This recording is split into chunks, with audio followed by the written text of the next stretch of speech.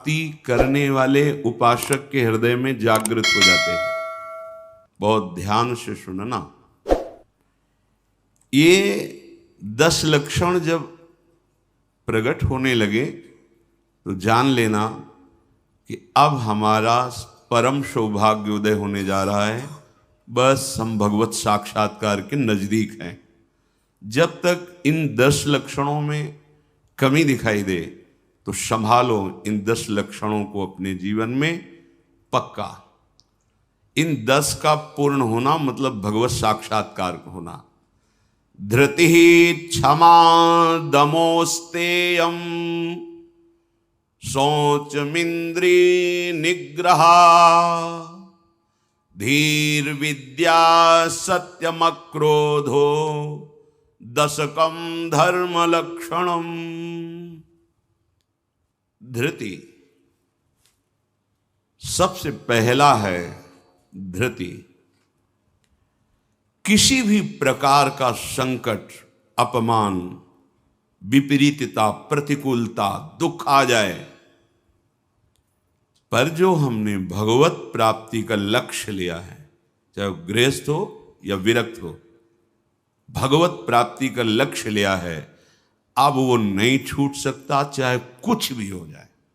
पहला लक्षण स्वीकृति इसीलिए कहा है। बहुत जोर की बात है। खुली वस्तु रखी है, बिगड़ी जन्म अनेक की अब वहीं सुधरे आज हो ही राम को। यह स्वीकृति बहुत बड़ी बात है।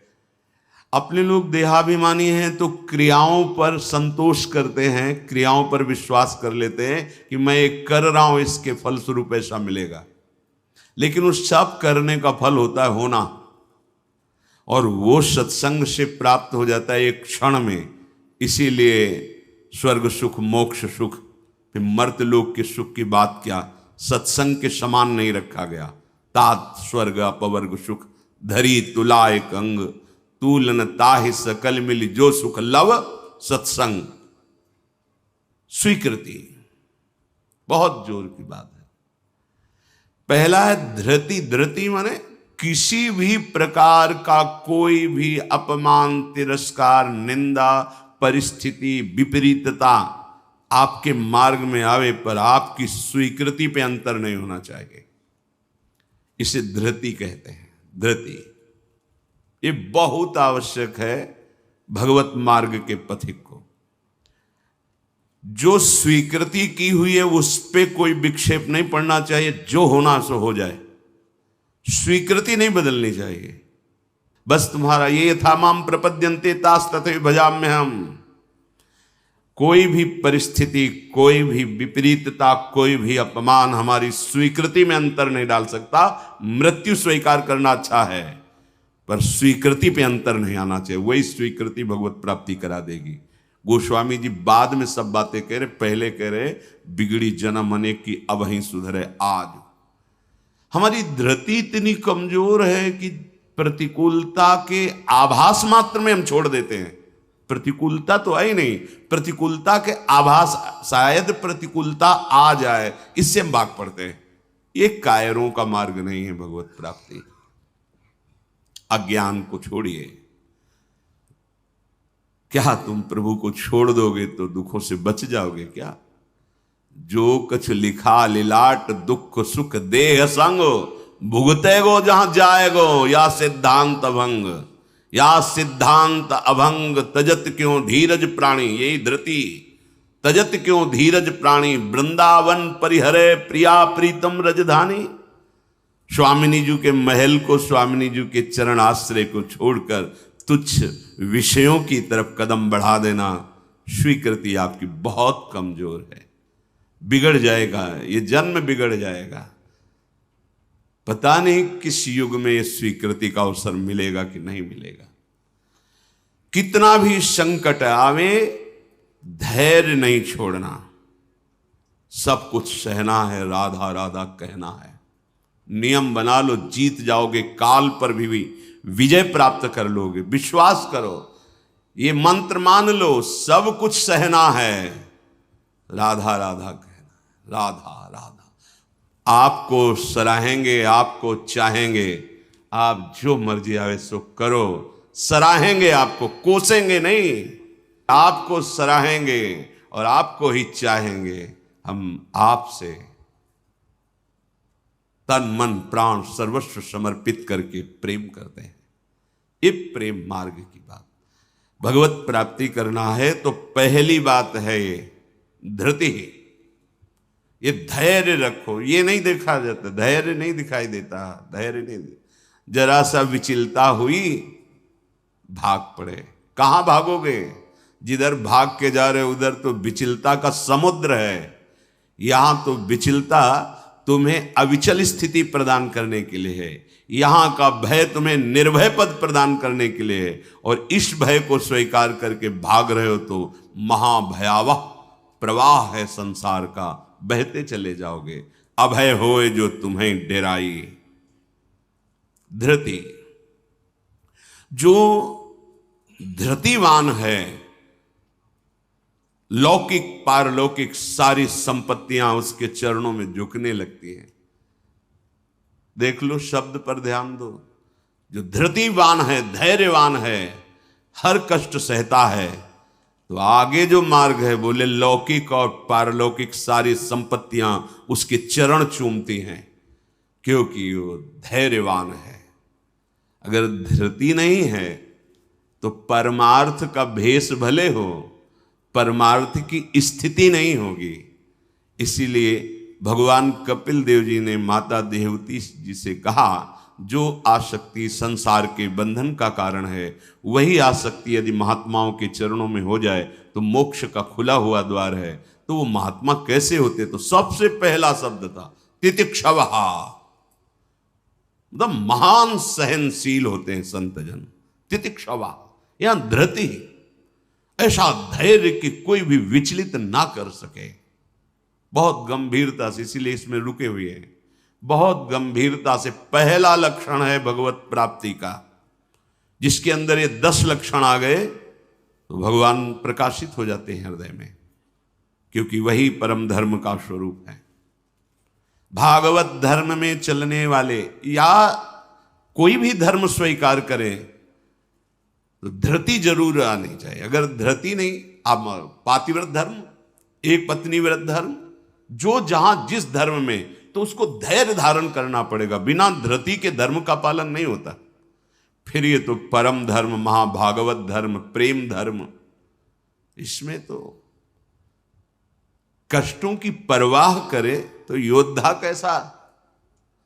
अगर अनुकूलता, प्रशंसा, मान और सुख की चाह है तो परमार्थ का पथिक कैसा। अभी भ्रम में है वो।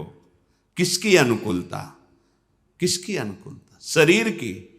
चाहे जितना अनुकूलता देते रहो, ये नष्ट होगा। इसकी अनुकूलता नहीं। श्री कृष्ण अनुकूल लें। श्री कृष्ण की अनुकूलता को देखो कि हमारे शरीर, मन, वाणी, चेष्टा प्रभु के अनुकूल हो। उसके लिए तुम धैर्यवान बनो। चाहे जितनी निंदा हो, अपमान हो, तिरस्कार हो, संकट आवे, विपत्ति आवे, परवाह नहीं। तो हर विपत्ति संपत्ति बन जाएगी। देख लेना, लिखा है कि जो धैर्यवान होकर परमार्थ में चलता है तो लौकिक और पारलौकिक सिद्धियां और सफलता उसके चरणों में आ जाती है। श्री राधा किंकरीणाम लुठति चरण यो रद्भुता सिद्ध कोटि, करोड़ों प्रकार के वैभव सिद्धियां उसके चरण दास्ता में आ जाती, हाथ जोड़े खड़ी रहती हैं जब सेवा की आज्ञा हो। दूसरी बात है, दूसरा लक्षण है क्षमा। अपने साथ कोई बुराई कर रहा है, भगवत प्राप्ति करनी तो संसारिक आदमी इन बातों को समझ भी नहीं सकता, क्योंकि उसका उद्देश्य अंतःकरण धर्म में अहम ममत्व स्थापित करके भोगों को भोगना और उसी में सुखी होना है। अभी अज्ञान है, वो नहीं समझ रहा। ये परमार्थ के पथिक की बात है। क्षमा, ये इसलिए बोला, वो सामने वाला हमको ऐसा बोलता है, हम चुप रहेंगे। कैसे चुप रह सकते हैं? सामने वाला कौन है? अगर तुम संसारी हो तो संसार है, और परमार्थिक हो तो तुम्हारा आराध्य देव है।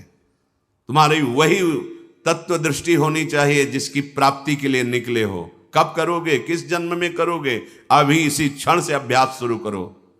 क्षमा, अपने साथ बुराई करने वाले को दंड देने या दिलाने की पूरी शक्ति होने पर भी, दंड देने या दिलाने की आज्ञा करते ही विध्वंस मच जाएगा, ऐसा होने पर भी ना तो शरीर से दंड दे, ना वचन से दंड दे, ना किसी से प्रेरित करके दंड, हम तो नहीं करेंगे पर तुम देखो, तुम हमारे शिष्य हो, हम तो सह गए, तुम्हें नहीं सहना चाहिए, जाओ। तो बात एक ही हो गई, बात एक ही हो गई। आप उसको दंड देना चाहते तो आपके अंदर क्षमा बल नहीं है।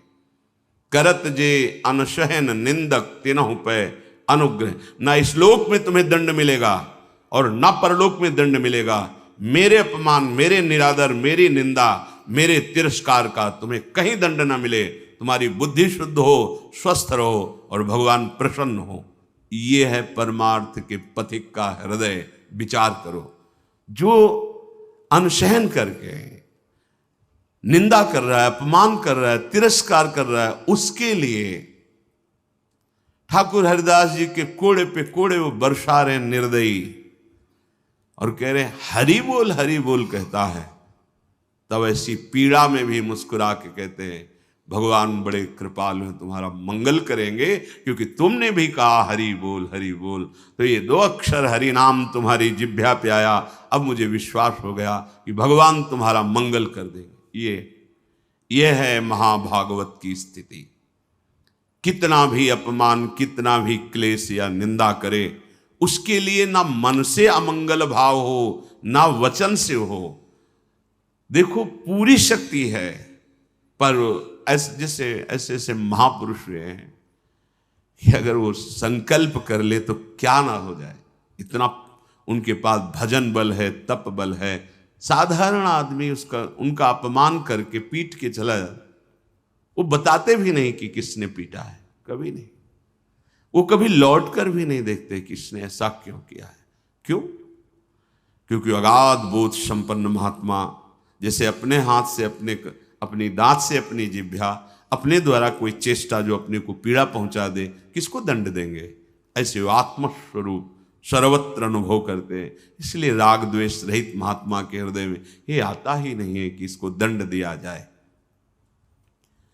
अपने साथ बुराई करने वाले को दंड देने दिलाने की पूरी शक्ति रहने पर भी उसको दंड देने या दिलाने की भावना मन में भी ना आए और उसके हर अपराध को सहकर यथोचित चेष्टा करे कि उसको सुख पहुंचे, उसे भगवत साक्षात्कार होता है, उसे क्षमा कहते हैं। श्रीपाद प्रबोधानंद जी ने भी कहा नीचापमानम शुद्धा। नीच शब्द इसलिए कि आप उससे महान हैं, आप उस पर शासन कर सकते हैं, आप उसको दंड दे सकते हैं, पर उसके द्वारा किए हुए अपमान को सह गए। कैसे? अमृत मान करके। अमृत नीचा अपमान, जब कोई गाली दे, निंदा करे, अपमान करे, तब ये बात आवे भगवान इसका मंगल करे। ये भक्त हृदय होता है। अनुकूलता में तो सब कोई आशीर्वाद देने के लिए तैयार हो जाएगा। प्रतिकूल परिस्थिति में भगवत भाव युक्त हृदय होकर कोई अमंगल सोच भी उसके लिए ना करना, ये होता है। देखो, सर पे प्रहार किया नित्यानंद महाप्रभु के, जो जगाई मधाई के चरित्र में आता। महाप्रभु जब चैतन्य देव ये देखा तो सहन नहीं कर पाए, कैसे महाभागवत के प्रति ऐसा अपराध, क्रोधावेश लो, चरण पकड़ लिए नित्यानंद महाप्रभु ने कि चैतन्य महापुरुष का प्रभु, ये आपकी विशेष कृपा के पात्र है। नाथ, आपका अवतार दंड देने के लिए नहीं हुआ, आप कृपा कीजिए। ये आप कह दो कि वो तो अवतारी पुरुष हैं, तो हम किनके बच्चे हैं? हम किस मार्ग में चल रहे हैं? हम उन्हीं के तो बच्चे हैं, उन्हीं की तो अंश हैं, उन्हीं की तो शरण में है। वही नाम जो बोल रहे हैं वही तो हमें दे रहे हैं, कोई दूसरा नाम थोड़ी दे रहे। वही कृष्ण नाम दे रहे हैं, वही राधा नाम दे रहे हैं, जिसमें ऐसी अपार सामर्थ्य है। वो तो स्वयं प्रभु हैं, पर हम कौन हैं? उन्हीं प्रभु के तो अंश हैं, उन्हीं प्रभु के बच्चे हैं, उन्हीं के चरण शरण में हैं, उन्हीं के वचनों के अनुसार चले तो वैसी ही कृपा का अनुभव होने लगेगा। क्षमा, पहला धृति, दूसरा क्षमा, तीसरा है दम। दम कहते हैं इंद्रियों को विषयों से हटाकर प्रभु में लगाना। ये भगवत प्राप्ति के लक्षण वाले महापुरुष का जो भाव है, दम, दमन करना। हमारी इंद्रियां बहिर्मुख होकर भोग भोगना चाहती हैं, इनका स्वभाव बन गया है। दुर्वासना मम सदा परिकर्षयन्ति। विषय इतने प्रबल हो रहे हैं कि इंद्रियों को अधीन कर लिए हैं। इंद्रियां इतनी प्रबल हो रही कि मंथन करने वाली प्रमथन स्वभाव वाली मन को अधीन कर लिया है। मन इतना प्रमथन स्वभाव वाला बुद्धि को अधीन कर लिया। अब बुद्धि विषय में सुख मान करके सब छूट दिए हैं, तो इंद्रियां मन विषयों में विचरण कर रहे हैं। जो भगवत प्राप्ति करने की लालसा वाला उपासक है, वो दम रूपी सद्गुण से युक्त होता है। दम अर्थात दमन करना, इंद्रियों का दमन करना थोड़ा कठिन है। कामः संजायते क्रोधा, क्रोधा स्मृति विभ्रमा। जब हमारी कामना बन जाती है कि ये मैं भोग भोगूं और उसमें बाधा पड़ती तो क्रोध आ जाता है। बस ये कामना संकल्प न बनने पावे तो बहुत जल्दी निवृत्त हो जाएंगे। संकल्प बनने का समय हम देते हैं। जब कोई भी इंद्री का विषय आकर्षित होता है तो मन उसको विस्तार से सुख का, भोगा हुआ सुख या सुना हुआ या दृश्य में आया हुआ भोगने की लालसा, और आप अपने भगवत विस्मरण कर दिए और उसमें तन्मय हुए, संकल्प बना, गड़बड़ हो गया। अब परमार्थ से भ्रष्ट कर देगा। आज नहीं तो कल, क्रिया बने ना बने, भ्रष्ट कर देगा। संकल्प ही न बनने पाए। संकल्प बनने की छूट कब देते हैं? जिस समय हम ये भूल जाते हैं कि हमारा लक्ष्य भगवत प्राप्ति है। हम भोगों में सुख बुद्धि करके भगवान से विमुख वृत्ति के द्वारा संकल्प बना लेते हैं धैर्य से। जब हमको ये पता है कि इन भोगों में सुख नहीं, सुख तो सुख सिंधु प्रभु के नाम रूप में है, तो संकल्प कैसे बन गया? भगवत विमुखता के कारण संकल्प। वो क्षण भगवत विमुख हुआ, वो समय भगवत विमुख में जा रहा है, इसलिए आपका संकल्प बन रहा है। अगर नाम जप कर रहे हैं आप और आपका लक्ष्य है कि मुझे प्रभु के चरणारविंद की प्राप्ति करनी, तो आप इंद्रियों का दमन स्वाभाविक कर लेंगे। बहुत सरलता सहजता से इंद्रियों का दमन हो जाता है। हमारी स्वीकृति ठीक नहीं है, इसलिए जैसे एक दिन एकांतिक में चर्चा हुई थी, आप वैष्णव हैं, आप भगवत दासत्व के चिन्हों से युक्त हैं, आप भगवत प्राप्ति का मार्ग स्वीकार किए हो, चाहे गृहस्थ हो चाहे विरक्त। अब आपके सामने मांस परोसा जाए, आप खाएंगे? बिल्कुल ना, अंदर से ना बाहर से चेष्टा ही नहीं होगी। क्यों? क्योंकि आपकी स्वीकृति नहीं है। ठीक है, मदिरा ना अंदर से ना बाहर से स्फुरण ही नहीं होगा उसको पाने का। क्यों? आपके अंदर स्वीकृति ही नहीं। लेकिन बेविचार, मैथुन, गंदी बात, क्या आपकी ऐसी स्वीकृति है जैसे मदिरा और मांस के प्रति है तो उसी पंक्ति में, पर आपने इसके लिए स्वीकृति छोड़ दी, आपने इसकी गुंजाइश रख ली। अब आप गिर जाएंगे, आपकी इंद्रिय आपको गिरा देंगे। दूसरे की जरूरत नहीं, आपका मन ही आपको परेशान कर देगा, भ्रष्ट कर देगा। क्या आपकी ऐसी स्वीकृति है? और है तो आप बोलो, आपके सामने मांस परोसा जाए, मदिरा रखी जाए, तो क्या अंदर से स्फुरण होगा? स्फुरण ही नहीं होगा। आप देख लो ना, स्फुरण ही नहीं होगा और आपकी भौं चढ़ जाएगी। आपको पता नहीं आप ये क्या, या तो उठ के चल देंगे, बिल्कुल संभाषण भी नहीं करेंगे। ऐसा ही जो शास्त्र विरुद्ध आचरण है, सबके प्रति क्यों नहीं हो रहा? जो हमारे शास्त्रों में भगवत प्राप्ति के विरुद्ध आचरण बताए गए, आप उनको एक लाइन में ही बताया गया है। आप उन शब्दों में दो को तो मान लिए, त्याज्य, स्वीकृति ही नहीं उनके प्रति कि हम वैष्णव हैं, भगवत दास हैं। तो फिर व्यभिचार, मैथुन, ये गंदी चेष्टाएं, इसको उस पंक्ति में क्यों आप स्वीकृति में रख लिए? आपने स्वीकृति की है, और यदि आपकी स्वीकृति वैसे है तो आप बोलो कैसे हो सकता है वो दो बातें जो बोली, कैसे आप स्वीकार नहीं कर सकते? प्रार्थना करने पर, एकांत में मिलने पर भी आप उन वस्तुओं का सेवन नहीं करेंगे क्योंकि आपकी स्वीकृति नहीं। ऐसे ही स्वीकृति आपकी भगवत प्राप्ति की है तो उसमें बाधक है, फिर आप उस बाधक क्रिया को, बाधक चेष्टा को एकांत में क्यों करते हैं? अपना नाश क्यों करते हैं? ये इंद्रियां और मन मिलकर आपको स्वरूप विस्मृति के गर्त में डालती जा रही। जितना भोगों में सुख का अनुभव करोगे उतने ही आत्मस्वरूप की विस्मृति के गर्त में चले जाओगे। भगवत विस्मृति, कामा संजायते क्रोधा, क्रोधा स्मृति विभ्रमा, स्मृति भ्रंशात बुद्धिनाशो, बुद्धिनाशात प्रणश्यति। भगवत प्राप्ति के लिए दमन करना सीखे इंद्रियों का। श्री हरिवंश नाम बल लहों, अपने मन भाई सब कहों, रहों शरण हरिवंश की। भगवत शरणागति और नाम जब दमन कर सकते हो इंद्रियों का, संकल्प बन जाएगा तो फिर बहुत मुश्किल पड़ेगा क्योंकि क्रोध प्रकट हो जाएगा। जिस इंद्री के संयोग सुख में आप तन्मय हो रहे हो उस इंद्रिय सुख में बाधा पड़ेगी तो आपके अंदर राक्षसी भाव जागृत हो जाएगा। आप कुछ भी कर सकते हो, उस समय मन आपको अपने अधीन किए आप राक्षसी बुद्धि से युक्त हो जाओगे। बहुत सावधान।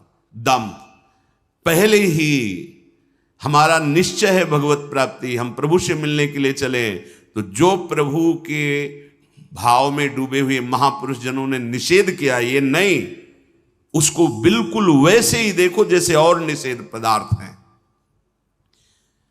दम शब्द से है इंद्रियों का निग्रह, पर इंद्रियों का निग्रह होता है मन के द्वारा, और मन इंद्री दोनों मिल मना खष्टान इंद्रियाणि प्रकृति स्थान कर सेती, तो बची बुद्धि।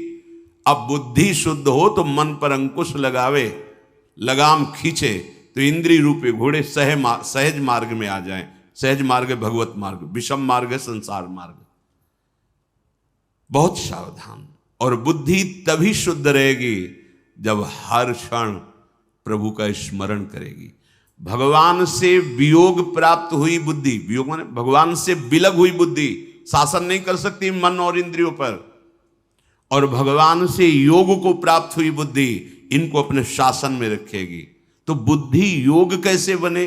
तो तेसाम सतत युक्तानाम भजताम प्रीति पूर्वकम तो ददामि बुद्धि योगम तम येन माम उपयांति ते। श्री भगवान के वचन।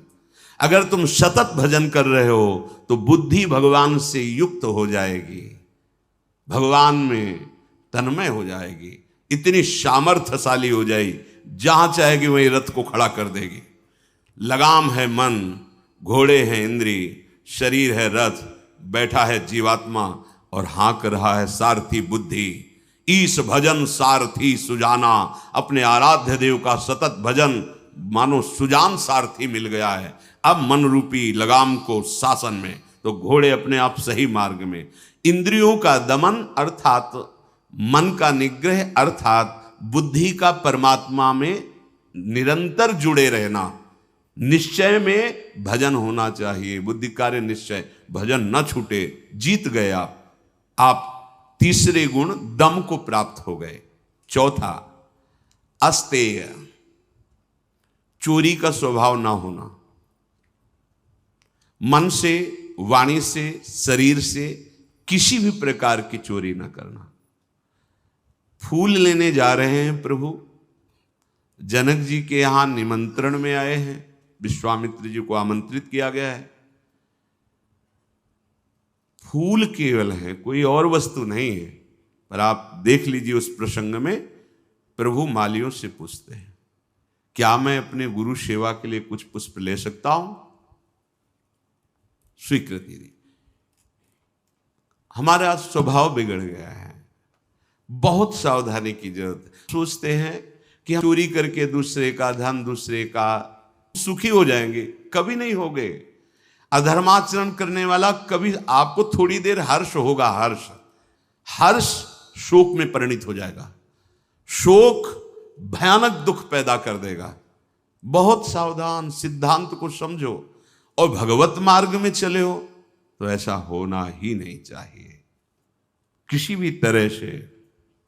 और ये वस्तु बहुत अच्छी लग रही है, लेकिन नहीं, आज जो हमारी व्यवस्था कर रहा है कल व्यवस्था, हम व्यवस्था के लिए भगवत मार्ग में आए क्या? हम तो भगवत आनंद के लिए आए हैं। शरीर और मन प्राण उनको समर्पित है, वो जाने। किसी भी तरह की मन से, वाणी से, शरीर से चोरी नहीं होनी चाहिए।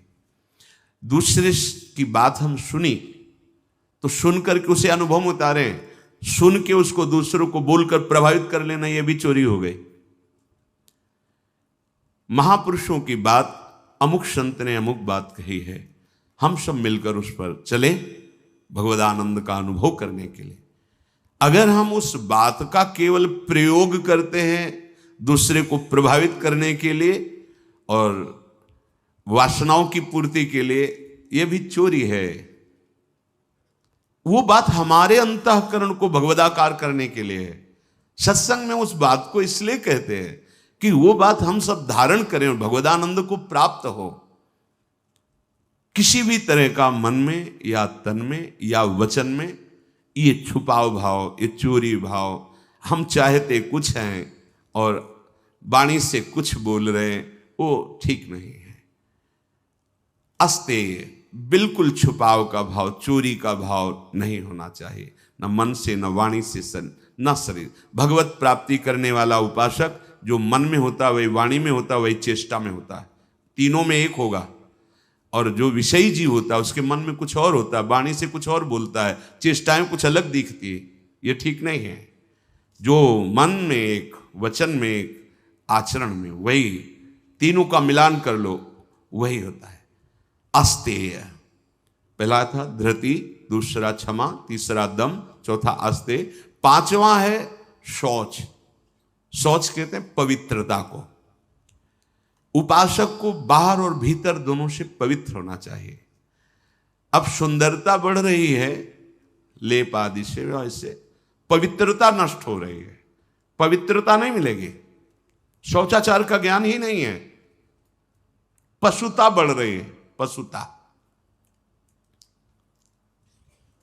वही जूते पहन करके लघुशंका गए हैं, अवसर लगा तो उसी में शौच हुआ है, और वही जूते पहन करके भोजन पा रहे हैं, तो बुद्धि क्या हुई? पशुता आ गई, राक्षसीपना आ गया। आहार के समय पूज्य भाई जी महाराज और ग्रंथों में और बड़े संतों से बहुत पवित्र विचार होने चाहिए उस समय। खास करके आहार के समय तो आपको बहुत सावधान रहना है, क्योंकि जैसे भाव में आहार पा रहे हो उसी का वो बढ़ावा कर देगा। पवित्र आहार, पवित्र चिंतन करते हुए, इसलिए पहले भगवद अर्पित किया जाता है, एक एक कवल नाम जप करते हुए। बहुत सुंदर 24 घंटे उसका देखना प्रभाव बहुत सुंदर पड़ेगा। बाहर आपका शरीर पवित्र होना है, उसके लिए दिनचर्याएं हैं, पवित्रता का निर्वाह, बहुत सावधानी। वो अब देखो ऐसे लोगों के आचरणों का अनुकरण किया जाता है जो शौच होकर जल ही नहीं लेते, वैसे ना क्या कहते हैं उसे, हाँ टिश्यू पेपर, वाह। आचरण बिगड़ते हुए पशुता में बदल गए, जैसे पशु ने सोच के चल दिए। अरे भाई मनुष्य शरीर मिला है पवित्र, मतलब बुद्धि काम नहीं कर, उसे बड़ा माना जाता है। सोच होकर के पवित्रता ना करना बड़े आदमी हैं, वाह। आचरण पवित्रता है ही नहीं, कैसे तुम भगवत चिंतन अखंड कर लोगे? कैसे तुम्हारे सदविचार आवेंगे? बाहरी और भीतरी दोनों पवित्रता चाहिए। बाहरी पवित्रता ये जल से, मिट्टी आदि, रजा, देखो चाहे जितना आप साबुन लगाओ हाथ में, बाद में थोड़ी रज का प्रयोग जरूर करो। रज से पवित्र माना, जैसे वो इतनी बड़ी बोतल में क्या आता है, डिटॉल वाला, वो नहीं होता, उससे हाँ जो हैंड वॉश जो भी ऐसे से धो लिए, माना ठीक अच्छा है, पर रज का प्रयोग जरूर करें। थोड़ी रज लेकर हाथ, बिना रज से आप पवित्र नहीं माने जाएंगे। आप जैसे साबुन वगैरह तो करो, हम कहते करो, पर इससे आप रज का प्रयोग जरूर, एक बार ही सही, पर ऐसे और रज आएगी तो नाली जाम हो जाएगी, और ऐसा नहीं, हम करें थोड़ी तो प्रयोग करो रज का। नहीं वो नाली तो खुल भी सकती है, इधर बुद्धि की नाली जाम हो गई तो और गड़बड़ हो जाएगा, नहीं हो जाएगा, जन्म जन्मांतर बिगाड़ती चली जाएगी। अब कैसे समझावे, मतलब बड़ा समय विचित्र आ रहा है। लघु शंका में बैठना है तो जो सोच की सीट उसी पे बैठना है कि ये लघु शंका और निकले उछल दिए। अरे पूरे अपवित्र हो गए, उस पे बैठने के लिए उतना ही वस्त्र धारण करो जितना तुम्हें धोना हो, तभी आप भगवत मार्ग में चलने, तभी आप चल सकते हैं। बुद्धि काम नहीं करेगी। अब जरा सा भी कुछ भी मुख में जाता है तो हमें कई बार समझाना होता है, श्री जी का प्रसाद है, प्रसाद, तब मन मंत्र की तरफ बढ़ता नहीं। एकदम घबरा के मुख में कुछ गया जूठा हुआ तो उसे समझाना पड़ता है, चरणामृत है, श्री जी का प्रसाद है। अभ्यास, हम बातचीत कर रहे हैं और बाथरूम के पादुका में पैर जा रहा हो, बंद मंत्र, नाम चलना प्रारंभ। हमें बाद में ज्ञान होगा, वो पहले हो गया। अभ्यास। अगर आपको कई बार शौच लगते हैं, आप बाथरूम तो बंद ही होते हैं, उचित वस्त्र धारण कर लो, या जैसा हाथ धो लिए, यहां से हाथ धो लिए, कुल्ला कर लिए, ये जो छिद्र है इनमें जल लगा लिया, कमर से स्नान, चाहे जितनी बार, इतना तो करना है। 2 बार तो सर्वांग आप कर लीजिए, बीमार हैं ऐसा है तो ऐसे कर लीजिए। अगर आप ऐसे पवित्र नहीं रहेंगे तो मंत्र नहीं चलेगा, भजन नहीं होगा। आप खुद देख लीजिए, बाहरी पवित्रता और आंतरिक पवित्रता, छल कपट ये सब अंदर न रखते हुए नाम जब चल रहा है, अंदर पवित्र हो जाएंगे। तो जल, मिट्टी और यथा योग्य जो गुरुजन आदेश करते हैं वैसी दिनचर्या से ये बाह्य शरीर की शुद्धि होती है। राग, द्वेष, दंभ, कपट, वैर, अभिमान, इन विकारों का नाश होने पर अंतःकरण स्वच्छ होता है। ये विकार सब नष्ट हो जाएंगे। सत्संग सुनते रहिए, नाम जप करते रहिए। तो ये शौच अर्थात पवित्रता, बाहरी और भीतरी दोनों आवश्यक है। प्रसाद के सिवा मुख में अगर कुछ भी है, जैसे आप राधा वल्लभ जी गए, किनका मंत्र चलाओ, जल, वो चरणामृत, तो आचमन, जल लेके आचमन करने की जरूरत नहीं। अन्यथा आप जैसे फिर तो अच्छे से कुल्ला करो, आचमन करो, फिर आप मंत्र जप करो। हर समय पवित्र। लघु शंका पहले बराबर कमंडल में जल रखते थे, अब तो कहीं जाना आना ही नहीं तो कमंडल पास रहेगा, उसमें छोटा सा गिलास। अपनी दिनचर्या में आप भगवत प्राप्ति के मार्ग में चले हैं और आप ऐसे ही मनमानी, ऐसा नहीं। हम गुरुजनों को, बड़े महापुरुषों को देखा, पवित्रता का निर्वाह, पवित्रता का निर्वाह नहीं तो फिर सेवा या सुमिरन दोनों में विक्षेप पड़ने लगेगा।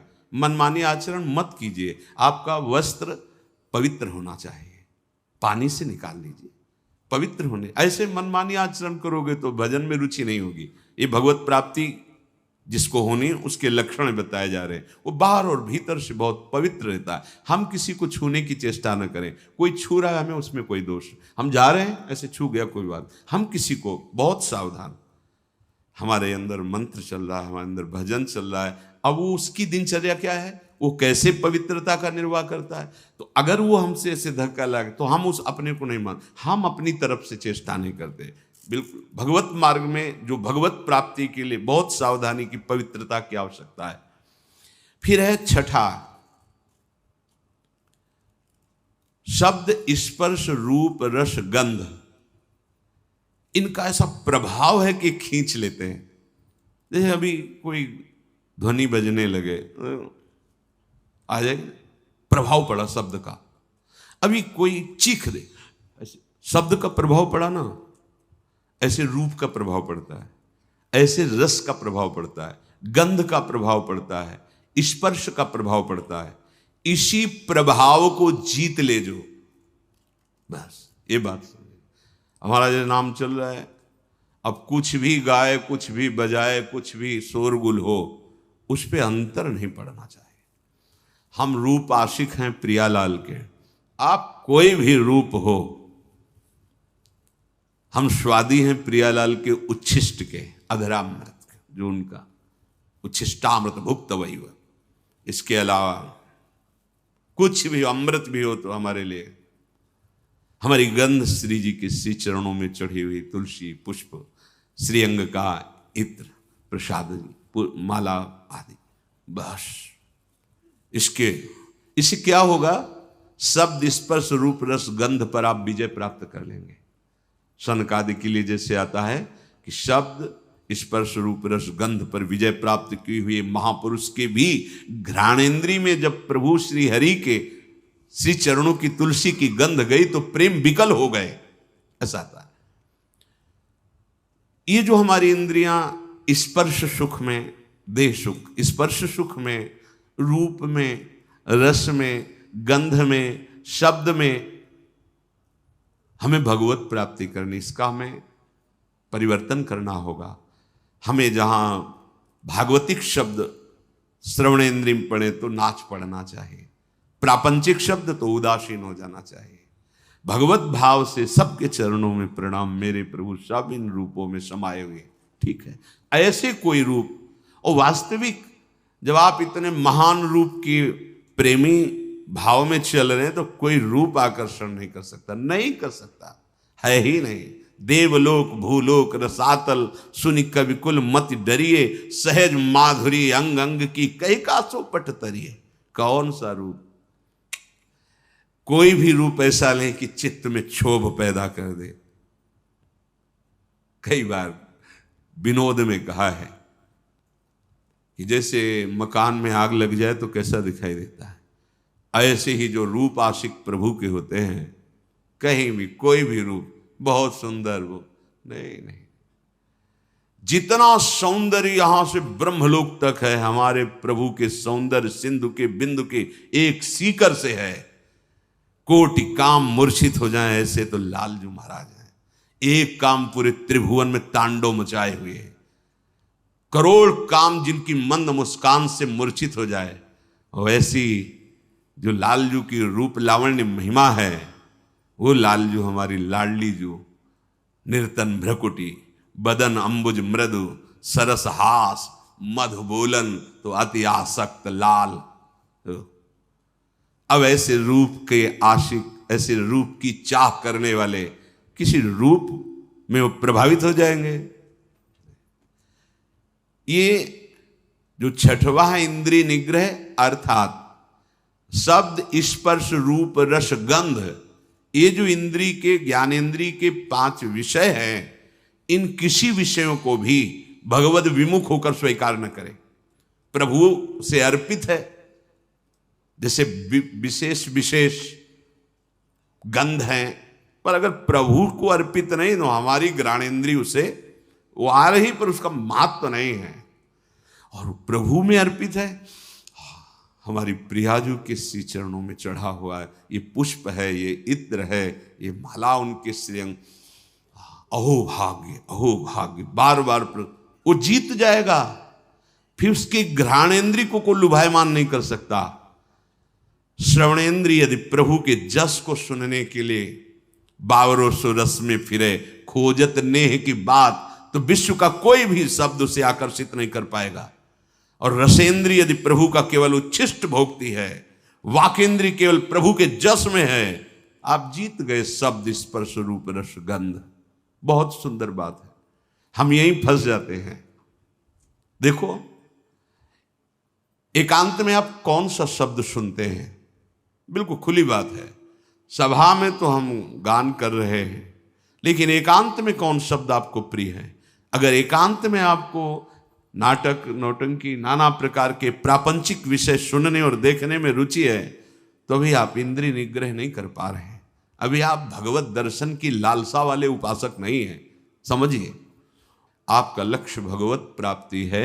आप अपने मन को समेट कर इंद्रियों सहित भगवान के चरणों में समर्पित करने की तैयारी कर लिए। आप कुछ नहीं, अब तो विश्वम्भर भगवान को समर्पित कर दो। पूरा विश्व वो देखे, आप उनको देखो, आप उनके चरणों का चिंतन करो। ये जो भगवत प्राप्ति के लक्षण की बात है, ये जन साधारण नहीं समझ सकते, इसलिए सावधान करके कह रहे हैं। आपका लक्ष्य बन गया भगवत प्राप्ति, तो आप ऐसे शब्द ना सुने जो आपके मन को खींच ले, ऐसे रूप को न देखें जो रूप राशि के दर्शन के लिए हृदय लालायित करना चाहते हैं हमारे मन को, हमारी इंद्रियों। ऐसा कोई रस, ऐसे कोई घ्राणेन्द्रिय का विषय, ऐसा कोई स्पर्श जो आपको भ्रष्ट कर दे अपने मार्ग से, सावधान।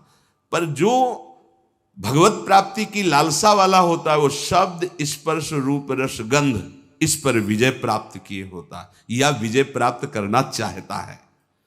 सातवां धी है। धी अर्थात बुद्धि। आपका आहार सात्विक होगा, संग सात्विक होगा, शास्त्र सात्विक होंगे, वार्ता सात्विक होगी, तो आपकी बुद्धि भी सात्विक हो जाएगी। जो रोज सत्संग सुनता है, सत शास्त्रों का अध्ययन करता है और प्रभु का नाम जप करता है और विचारवान है, विचारवान, वो बुद्धि भगवत प्राप्ति के योग्य हो जाती है। ध्यान दीजिए, जो रोज सत्संग सुनता है, सत शास्त्रों का स्वाध्याय करता है, भगवत भजन अर्थात नाम जप करता है और विचारवान है, कोई भी चेष्टा, कोई भी क्रिया बिना विचारे नहीं, विचार बिना विचारे जे करें चे पाछे पछताएं। हमें विचार करना है। ये जो हम सोच रहे हैं, जो हम करने जा रहे हैं, शास्त्र सम्मत है? नहीं, तो फिर नहीं। जिसमें निरंतर प्रभु में मन लगाने के सहयोग हो, ऐसा बुद्धि निश्चय करने वाली, वो भगवत प्राप्ति की योग्य हो जाती है। हमें वही सुनना है, वही देखना है, वही बोलना है, वही चेष्टा करनी, जिससे हमारा भजन बढ़े, भजन सुरक्षित रहे, भजन पच जाए। ये सारा क्षेत्र बुद्धि का है। बुद्धि में विवेक है, वो बढ़ाएगी भजन, बचाएगी और पचा लेगी। जैसे भजन का भी अपच होता है, मैं इतना इतना, तो आगे दिखाएगी, देखो वो महापुरुष इतना भजन, इतने दैन्य, धिक्कार है हमारे जीवन को, अभी उतना तो है नहीं, आम ऊपर से आ रहा है, वो दबाती रहेगी, तो भजन पचता रहेगा। कौन सी बुद्धि? जो रोज सत्संग सुनती है, शास्त्र स्वाध्याय, नाम जप और विचारवान है, ऐसी बुद्धि भगवत प्राप्ति की योग्य हो, अर्थात निश्चय। अगर बुद्धि विषयों में लगी हुई है, धन संपत्ति मान को श्रेष्ठ मानती है, तो ये निश्चय ही नहीं कर पाएगी कि परमात्मा प्राप्ति करना है। भोगेश्वर प्रसक्ता नाम तया प्रहत चेतसाम व्यवसायत्मिका बुद्धि समाधौ न विधीयते। आठवां है विद्या। जैसे प्रश्न आता है कि जब भजन मार्ग में चलना है तो पढ़ना लिखना सब व्यर्थ ही है, क्यों पढ़े लिखे? क्योंकि आजकल ऐसी विद्या पढ़ाई जाती है, ऐसी पढ़ाई जाती है। हम उस विषय पे नहीं जाते, हम ये जाते हैं कि यदि आपको अक्षर मात्रा इनका सब ज्ञान नहीं है, तो आपको हो सकता है कि सत्संग सबके सौभाग्य में तो नहीं है ना, तो आप ऐसे गीता पुरुष या बहुत जगह से महापुरुषों की वाणियां हैं, अगर आपको अक्षर मात्रा का ज्ञान नहीं तो आप कैसे पढ़ पाएंगे? अगर आपको ये लौकिक विद्या जो काखा गगा है, इसमें ब्रह्म विराजमान है। कई बार ये वार्ता हुई कि जैसे भगवान कण कण में विराजमान है, ऐसे हर अक्षर में विराजमान है। आ ब्रह्म का स्वरूप माना गया है। का, खा, गा, घा, आ निकलता है ना, ज्ञा तक निकलता है। आप जो विद्या पढ़ रहे हैं साक्षात ब्रह्म स्वरूप है। जो आप जानकारी ले रहे हैं, उस सृष्टि की जो ले रहे हैं, वो ब्रह्म स्वरूप है। उसे आप भजन से अलग मत मानिए, ध्यान देकर पढ़िए। हाँ, अब पढ़ लिख करके उद्दंडता करना, कपट करना, हिंसा करना, चोरी करना, तो होगा कि क्या हुआ तुम्हारी पढ़ाई से? आप विद्या से, जैसे विद्या विनयम ददाति, विनम्र होता है, गंभीर होता है, बुद्धि उसकी निर्णायक होती है, प्रवीण होती है। पर यदि भ्रष्ट आचरण करोगे तो वही विद्या अविद्या का रूप धारण कर लेगी। तो विद्या निषेध नहीं है, अविद्या निषेध है। आप खूब अच्छे से पढ़िए, आप खूब पदाधिकारी बनिए, समाज की सेवा करिए, आप जानकारी लीजिए, ये जगत भगवत स्वरूप है। अगर आप अभी से प्रमाद कर लिए तो भजन में स्थिति है नहीं। हम देखते हैं जो बच्चे पढ़े लिखे हैं ना, तो एक बार समझा दो तो कदम सोच समझ के रखते हैं। हाँ, हम ये कहते हैं यदि ऐसी रति है कि राधा राधा राधा राधा राधा सत्संग और नाम जप करते हुए आप तो सच्ची मानिए सब शास्त्रों का ज्ञान अपने आप हो जाएगा। पर ऐसा बहुत ही कठिन है, कोई बिरला ऐसा जो ऐसे चल पाए, नहीं तो इसलिए पढ़ना आवश्यक है। विद्या, जब आपके अंदर अक्षर मात्राओं का ज्ञान होता है, उसमें विषय भी रखे जाते हैं। आप संस्कृत पढ़ सकते हैं, आप ये पढ़ सकते हैं, आप ये अलग अलग विषय रखे जाते हैं। जैसे अपने जब पढ़ रहे थे तो एक विज्ञान का विषय था और एक आर्ट का विषय था, कॉमर्स का विषय था, नहीं, अलग अलग, कि आप संस्कृत ले सकते हो, आप अंग्रेजी ले, ऐसे कई विद्या। अगर हमको अक्षर मात्रा और ठीक ज्ञान है तो हम वेद का स्वाध्याय कर सकते हैं, आगे हम संस्कृत पढ़ें, हम अपने शास्त्रों को पढ़ सकते हैं। अब ऐसा क्या कि शास्त्र तो आते नहीं, भजन में रुचि नहीं, तो आपके अंदर ज्ञान स्फुरित कैसे होगा? हम उन महात्माओं को देखकर बोला कि का नहीं पढ़े लेकिन एक क्षण भी नहीं नाम छोड़ रहे, तो सारा ज्ञान जागृत हो गया उनको। यही अपने वृंदावन में पूज्य मथुरा दास जी थे, वो खुद कहते थे, ए जी हमने कभी स्कूल का मुंह नहीं देखा, अर्थात कभी स्कूल नहीं गए, और 50-50 श्लोक महाभारत के एक साथ बोलते चले जा रहे और फिर नंबर बाय नंबर उसका अर्थ बताते चले जा रहे हैं। ये सब क्या हो रहा है? बड़ा विचित्र है। जब हमारा चित्त प्रभु में जुड़ जाता है तो प्रभु पूर्ण है, तो कोई भी ऐसा ज्ञान नहीं जो उसके अंदर, पर अभी खेलने कूदने की अवस्था में प्रमाद स्थिति के कारण वो आड़ लेते हैं कि हम भजन करेंगे और विद्या नहीं पढ़ते, इसलिए पढ़ना चाहिए। पढ़ो, अब हमारी समझ में आया है कि पढ़ो, अपने को पहले दिनचर्या में लाओ, माता पिता के अधीन रहो, शास्त्र की बातें समझने के लिए विद्या का अध्ययन करो, कोई पद मिलता है तो समाज सेवी बनो, अधर्म का त्याग करते हुए धर्म पे चलने वाला महात्मा ही माना जाता है, चाहे वो गृहस्थ में हो चाहे विरक्त में हो। इसलिए विद्या ही अध्यात्म विद्या की तरफ ले जाती है। आप पढ़े लिखे हो, हमारी बात समझ रहे हो? नहीं, समझ नहीं पाओगे।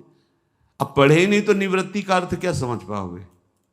पढ़े ही नहीं तो प्रवृत्ति का अर्थ क्या समझ पाओगे?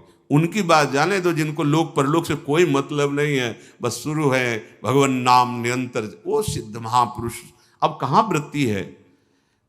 स्कूल जाने की रुचि नहीं, विद्या पढ़ने की रुचि नहीं, मोबाइल के पूरे इंजीनियर हैं छोटे छोटे बच्चे। हाँ, मतलब अभी इतने बड़े हैं, वो क्या सर्च करना है आपको बोल दो, बस बोलिए, आप वो सर्च किए बैठे। क्योंकि वायुमंडल ऐसा है, वातावरण ऐसा है, 4 बच्चे जहां मिले तो बिना सीखे सब आने लगते हैं, उनको कुमार्गगामी प्रवृत्तियां। इसलिए विद्याध्ययन, शास्त्र स्वाध्याय, तभी वो अध्यात्म विद्या की तरफ बढ़ेगा। जिससे यथार्थ ज्ञान प्राप्त होता है उसे ही विद्या कहते हैं। नवा है सत्य। सत्य बोले, सत्य आचरण करे, असत आचरण, शास्त्र विरुद्ध आचरण नहीं, असत वार्ता। सत्य क्या है? भगवान है, सत्य नारायण है, सत्य श्री कृष्ण है।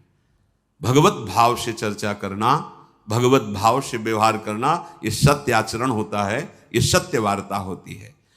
जैसा अंतःकरण और इंद्रियों में आपने निश्चय किया है वैसा ही बोलिए, उसमें छल कपट करके बनावटी शब्द दंभ वाले नहीं होने चाहिए। यह ध्यान में रखना चाहिए कि आप जो बोल रहे हैं उससे किसी के हृदय में ठेस नहीं पहुंचनी चाहिए। जो बोल रहे हैं उससे दूसरे को लाभ प्राप्त होना चाहिए। जो बोल रहे हैं वो यथार्थ सत्य होना चाहिए, कपट रहित, दोष रहित, अहित करने वाली वाणी नहीं होनी चाहिए। और 10वां है अक्रोध। कोई भी आपके प्रति कैसा भी बर्ताव करे, आपको क्रोध नहीं करना, यह नियम लेना है। इसमें दूसरा था क्षमा। क्षमा और क्रोध में अंतर है। जो हमारे प्रति अमंगल बर्ताव कर रहा है उसका मंगल हो, कभी अमंगल न हो, यह क्षमा है। अब जो हमें क्रोध दिला रहा है तो हमें नियम लेना कि हमें गुस्सा नहीं करना, वो दिलाएगा। देखो, जब आप परमार्थ पे चलते हो तो आपके अंदर और बाहर दोनों जगह ऐसी परिस्थिति पैदा की जाएगी कि आपको क्रोध आवे, आपकी अंदर की वृत्ति बिगड़ेगी। बाहर का ऐसा व्यवहार हो सकता है, आपका साथी, आपका मित्र, आपके पास रहने वाला साधक ही आपसे विपरीत ऐसी चेष्टा, उस समय वो प्रेरित है। आपको देखना है कि इस समय प्रेरित है माया के द्वारा, और वो मुझे गुस्सा दिलाने के लिए ऐसा विधान रचा गया, पर मैं गुस्सा नहीं होऊंगा। अगर सह नहीं पाते हो तो मौन हो, भाग जाओ वहां से, मौन हो के भाग जाओ। वीरता मत दिखाओ। गुस्सा करना वीरता नहीं, सह जाना वीरता है, जैसे सह पाओ। बहुत संतों ने इस पर, जहां कोई आपको गुस्सा की बात दिलाने लगे तो अगर आप ये याद कर लोगे कि मेरी परीक्षा हो रही, मुझे क्रोध दिलाया जा रहा है, तो आप समझ जाओगे। पर बस यही रहे कि मेरी परीक्षा हो रही, मुझे गुस्सा नहीं करनी, नहीं, सोचते सोचते फिर कड़ुआ वचन निकलने लगेगा, फिर मारपीट भी होने लगेगी। पर सोचो अपने साधुओं के साधक होके एक दूसरे को गाली दे रहे, लड़ रहे, ये कोई साधुता है? ये कोई मार्ग? अक्रोध, क्रोध नहीं करना। नियम लेना पड़ेगा ना कि क्रोध नहीं करना, वो दिलाएंगे क्रोध। बड़े विचित्र विचित्र लीलाएं होती। 100 बार थूका, क्रोध नहीं आया, ऊपर से थूका। और तो उन्होंने यही कहा कि आपकी तो बड़ी कृपा हुई जो एक दिन में 100 बार मुझे गंगा स्नान करने को मिला, 100 बार हमें स्नान करने का सौभाग्य मिला। ये हो सकता है हमारे साथ व्यवहार ऐसा हो कि जिससे हमें क्रोध आवे तो हमें तुरंत सोचना है, तुरंत वही सोच सकता है जो साधक है, ये मेरी परीक्षा आई है, नहीं मुझे गुस्सा नहीं कर, राधा राधा राधा राधा राधा राधा राधा भैया राधा, बढ़ो आगे बढ़ो, गुस्सा नहीं कर रही। अक्रोध, अपनी कोई बुराई करके, अपना कोई प्रतिकूल व्यवहार करके क्रोध दिलाना चाहता है। आप अक्रोध, आपको गुस्सा नहीं करनी। क्षमा में और अक्रोध में अंतर है। हम गुस्सा नहीं करेंगे पर क्षमा उसको मंगल मनाएंगे, उसके प्रति कोई प्रतिकूल व्यवहार नहीं होगा और उसका मंगल होगा। मन वचन कर्म से इसको, हमारे प्रति जो अपकार किया, कभी इसको दंड ना मिले, ना भगवान दंड देना या लोक में दंड, उसे क्षमावान कहते हैं। बहुत बड़ा बल है ये साधु का, इसीलिए दूसरे नंबर पे है क्षमा। ये जो क्रोध है वो हमें दिलाने की चेष्टा कर रहा है, हम उसका मंगल भी मनाने वाला विषय नहीं। अब हमें इसमें सावधान रहना, गुस्सा नहीं होना। देख लो, आज नियम लियो लोगे, शाम तक कोई ना कोई ऐसा आपको गुस्सा बाहर से नहीं अंदर से आ जाए। परसों मिला था ना, उसने अब जलने लगे, गुस्सा आने लगी, परसों की बात या वर्षों की बात, मन है वो लाएगा भी। अच्छा ऐसा मतलब तो हमको क्या समझ रखा है भगवान, मतलब वो मना, गुस्सा आ रही ना, देखो इतना तो विलंब न करो, तो दंड दो जिसे 4 लोग देखे ना कि वैष्णव अपराध का क्या मतलब होता है। कहां गए, उसी समय अंदर वाली वृत्ति करो, नहीं मुझे गुस्सा नहीं होना, मुझे किसी का मंगल नहीं मनाना, क्योंकि मुझे भगवत प्राप्ति करनी। क्षमा और अक्रोध दोनों में भेद यही है। जो कुछ होता है मन में या बाहरी व्यवहार में, हमको उसे सहना है, क्रोध नहीं करना है। ये जो 10 प्रकार के लक्षण बताए गए, उपासक सावधानी पूर्वक इनको धारण करे। अगर ये लक्षण है तो भगवत प्राप्ति निश्चित है। पुनः पहला है धृति, अर्थात हम ऐसी स्वीकृति में रहें कि कोई भी परिस्थिति हमारी स्वीकृति को न नष्ट कर पावे। हमारा लक्ष्य है निरंतर भजन, हमारी स्वीकृति ऐसी जन्म में भगवत प्राप्ति।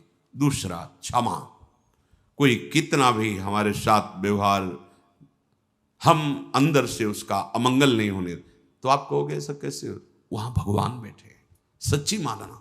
आपको लगता है वो तो अमंगल करता चला जाएगा, नहीं, तुम्हारी क्षमा सांप से भी बढ़कर उसको शासित करेगी।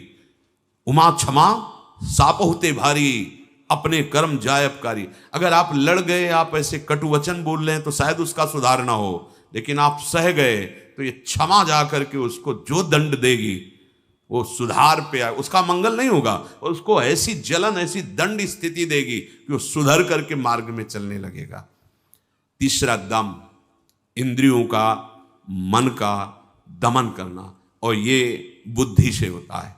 जब नाम जप करोगे, बुद्धि योग बना रहेगा, तो मन का भी दमन होगा, इंद्रियों का भी दमन होगा। आस्ते मन वाणी शरीर से किसी भी प्रकार की चोरी ना करना। ये जो लोभ प्रवृत्ति है बहुत सूक्ष्म होती है, बहुत सूक्ष्म होती है। इसको न शरीर से, न मन से, न वाणी से, किसी भी तरह से हमें चोरी नहीं करनी। शौच बाहर और भीतर से पवित्र रहने की चेष्टा करनी है। छठवां इंद्रिय निग्रह, अर्थात शब्द, स्पर्श, रूप, रस, गंध, ये हमें परास्त न कर पावे जो माया जनित है। सातवां धी, अर्थात सत्संग के द्वारा, शास्त्र स्वाध्याय के द्वारा, नाम जप के द्वारा, विचार के द्वारा हम अपनी बुद्धि को प्रभु से जोड़े रहें। विद्या, वही जो अध्यात्म विद्या तक पहुंचा दे। नवां सत्य, यथार्थ, प्रिय, हितकर भाषण, और सत्य हैं प्रभु। अगर प्रभु को लेकर आप वार्ता करते हैं, प्रभु को लेकर के आप अपने कार्य करते हैं, तो सब भगवत स्वरूप हो जाते हैं। 10वां अक्रोध, किसी भी परिस्थिति में गुस्सा ना करना। अपने लोगों को रहता है कि गुस्सा से सुधार हो जाता है, मुझे लगता है कि नहीं होता कि नहीं, जैसे हम गुस्सा करते हैं तो सब संभल जाते हैं, नहीं होता, क्योंकि वो आसुरी प्रवृत्ति है। आसुरी प्रवृत्ति से ना अपना मंगल होगा ना सामने वाले का। हाँ, भगवत भाव रखते हुए अगर वो नाटक है तो कोई बात नहीं, गुस्सा का एक नाटक भी होता है, वो ऐसे ऐसे ऐसा, पर अंदर ना जलन है, ना अंदर द्वेष है, ना घृणा है। ये आप देख लो, ऐसा नहीं कि भरपूर गुस्सा हो गए फिर इसके बाद सिद्धि दिखाई कि हम तो नाटक कर रहे थे। वो भगवान अंदर बैठे हैं और ये भगवत प्राप्ति की बात है। बिल्कुल उसके प्रति भगवत भाव है, बिल्कुल कोई जलन नहीं किसी तरह की, और किसी तरह की अभद्र वाणी नहीं है। और आप शासन, आप ऐसा नहीं करना चाहिए आपको। अगर आप